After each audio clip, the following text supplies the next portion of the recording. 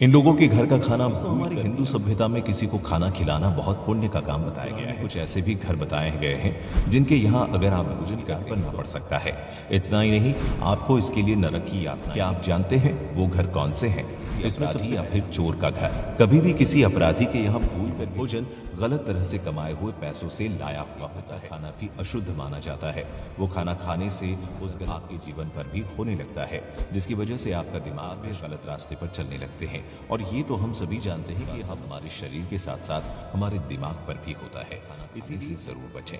अब दूसरा घर है चरित्र। हमेशा याद रखें कि किसी चरित्रहीन स्त्री के यहाँ खाना खाने का भी को निमंत्रण देना। गरुड़ पुराण में कहा गया है कि यदि आप भोजन करते हैं तो वो दिन दूर नहीं जब लोग आपका ऐसी स्त्री के घर का खाना तो दूर, उसके घर जाना भी पाप होता है। हमारे हिंदू धर्म में किन्नरों के यहाँ दान का विशेषणों के दिए पैसे या चावल बहुत शुभ माने जाते हैं। कहा जाता है कि इनके आशीर्वाद से में आप जिनको दान करते हैं उनके यहाँ का भोजन करना। एक कारण ये भी है कि किन्नर कई घरों से दान लेकर अपना घर चलाते हैं। अच्छे भी होते हैं और बुरे भी, इसीलिए उनके यहाँ का है। अब बात करते हैं गुस्से वाले व्यक्ति की। दोस्तों, मनुष्य का है, लेकिन कुछ लोग इससे दोस्ती करके और ऐसे इंसान के यहाँ का भोजन जहर के समान होता है। अब अगर तो उसकी बुरी आदतें आपके अंदर भी आने लगती है और फर्क नहीं कर पाते हैं, जिससे आप ऐसे फैसले ले लेते हैं जिसका अफसोस होता है।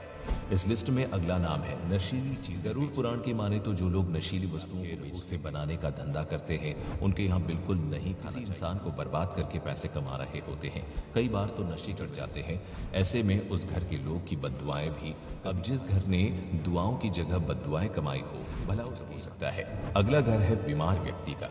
आपको पता है जब उसके घर में सकारात्मक शक्तियों का प्रभाव कम हो जाता है, शक्तियां ज्यादा शक्तिशाली हो जाती है। ऐसे में अगर आप उस घर का भोजन लंबे समय से बीमार चल रहा हो तो आप भी उस बीमारी जिससे आपके स्वास्थ्य को नुकसान होना तय है। सातवें नहीं हो, कहते हैं वो इंसान ही क्या जिसमें दया न हो, दूसरों की इंसानियत है। ऐसे में जो व्यक्ति हमेशा दूसरों को तकलीफ देता हो, दूसरों के दुखों की वजह बनता हो, उसके यहाँ तो बिल्कुल इसी व्यक्ति की बुरी आदतें आपके अंदर भी आ जाती करते हैं, वैसी ही सोच हमारी भी हो जाती है। अब बात कर ब्याज पर देते हैं।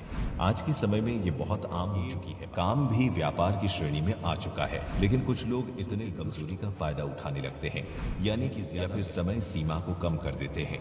सिर्फ अपने फायदे के लिए ऐसा करते हैं। उन्हें नर्क की यातनाएं सहनी पड़ती है। भोजन करने वालों को पापी कहा जाता है। तो दोस्तों, आपको हमारा ये वीडियो जरूर बताएं और साथ ही ये वीडियो अपने सगे संबंधी उन्हें भी पाप का भागीदारी होने से बचाएं।